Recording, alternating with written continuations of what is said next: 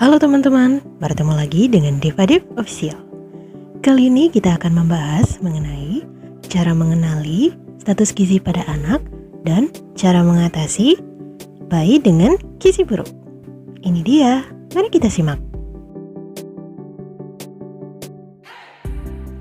Status gizi anak adalah salah satu tolak ukur penilaian tercukupinya kebutuhan asupan gizi harian serta penggunaan zat gizi tersebut oleh tubuh. Jika asupan nutrisi anak senantiasa terpenuhi dan digunakan seoptimal mungkin, tentu tumbuh kembangnya akan optimal. Namun jika sebaliknya, status gizi si anak bisa saja bermasalah sehingga memengaruhi perkembangannya hingga dewasa kelak. Cara menghitung status gizi anak berbeda dengan orang dewasa.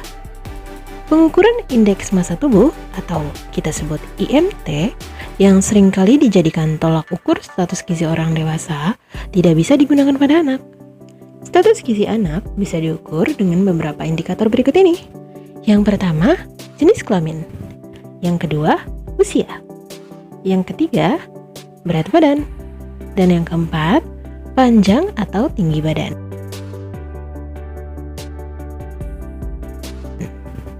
Nah, bagaimana cara menentukan status gizi anak apakah baik atau tidak? Yakni dengan menggunakan GPA atau grafik pertumbuhan anak dan standar deviasi. GPA dapat ditemukan dalam buku KIA atau buku Pink, seperti ini. Nah, ini dia grafik pertumbuhan anak yang biasa diisi oleh petugas posyandu saat ibu membawa anak ke posyandu untuk diukur berat dan tinggi badan. Selanjutnya, ada tabel standar deviasi. Nah, dengan tabel inilah kita dapat menentukan status gizi anak baik atau tidak. Berikut ini tabel untuk anak laki-laki 0 sampai 60 bulan yang diukur dari berat badan. Yang berwarna merah gelap sebelah kiri dan nilai yang kurang dari itu termasuk ke dalam kategori status gizi buruk. Yang merah terang sebelahnya adalah gizi kurang. Yang warna kuning dan hijau termasuk ke dalam gizi baik. Hanya saja yang warna kuning agak kurang dan agak lebih. Sedangkan yang merah terang dan merah gelap sebelah kanan termasuk ke dalam gizi lebih. Nah, ini juga sama, kelanjutan dari sebelumnya. Berikutnya, tabel untuk anak laki-laki usia 0-24 bulan yang diukur dari panjang badan dengan cara anak dibaringkan, maka disebutlah panjang badan. Seperti yang telah dijelaskan sebelumnya, yang berwarna merah gelap sebelah kiri dan nilai kurang itu termasuk kategori sangat pendek, dan yang merah terang sebelahnya adalah pendek. Yang warna kuning dan hijau termasuk ke dalam normal, hanya saja yang warna kuning seperti sebelumnya ya, agak kurang dan agak lebih. Sedangkan yang merah terang dan merah gelap sebelah kanannya termasuk ke dalam kategori tinggi. Kalau yang ini usia 25-60 bulan. Kelanjutannya, ini disebut tinggi badan karena anak diukur dengan cara berdiri. Kategorinya sama seperti sebelumnya ya. Berikutnya tabel untuk anak perempuan usia 0-60 bulan yang dilihat dari berat badan. Sama seperti sebelumnya juga, yang ini masuk gizi buruk, yang ini gizi kurang, ketiga ini masuk gizi baik, dan sebelah kanan ini masuk gizi lebih. Ini adalah kelanjutannya. Selanjutnya, tabel untuk anak perempuan usia 0-24 bulan dilihat dari panjang badan. Yang ini termasuk ke dalam sangat pendek, yang ini pendek, yang ketiga ini termasuk normal, selebihnya termasuk tinggi.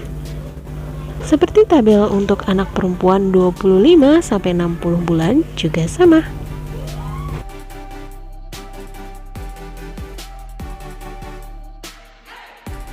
Selanjutnya adalah cara mengatasi bayi dengan gizi buruk. Menurut Kementerian Kesehatan RI, penanganan gizi buruk pada anak dibagi atas 3 fase. Yang pertama adalah fase stabilisasi, bertujuan untuk memulihkan fungsi organ-organ yang terganggu serta pencernaan anak agar kembali normal. Dalam fase ini, anak akan diberikan formula khusus berupa F75 dengan rincian susu skim bubuk 25 gram, gula pasir 100 gram, minyak goreng 30 gram, larutan elektrolit 20 ml, tambahan air sampai dengan 1000 ml. Pemberian ini dilakukan sedikit tapi sering dan setiap hari, dan jika anak masih menyusui, pemberian ASI bisa dilakukan setelah anak mendapatkan formula khusus. Yang kedua adalah fase transisi, masa ketika perubahan pemberian makanan tidak menimbulkan masalah bagi kondisi anak. Dilakukan dengan pemberian susu formula khusus berupa S100, yakni susu skim bubuk 85 gram, gula pasir 50 gram, minyak goreng 60 gram, larutan elektrolit 20 ml, tambahan air sampai dengan 1000 ml. Yang terakhir adalah fase rehabilitasi, ketika nafsu makan anak sudah kembali normal dan sudah bisa diberikan makanan agak padat melalui mulut. Pemberian F100 bisa dilakukan dengan menambah volumenya setiap hari. Hal ini dilakukan sampai saat anak tidak mampu lagi menghabiskan porsinya.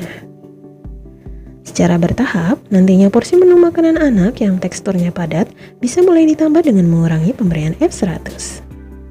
Sekian video dari kami, semoga bermanfaat. Sampai jumpa di video berikutnya. Bye-bye.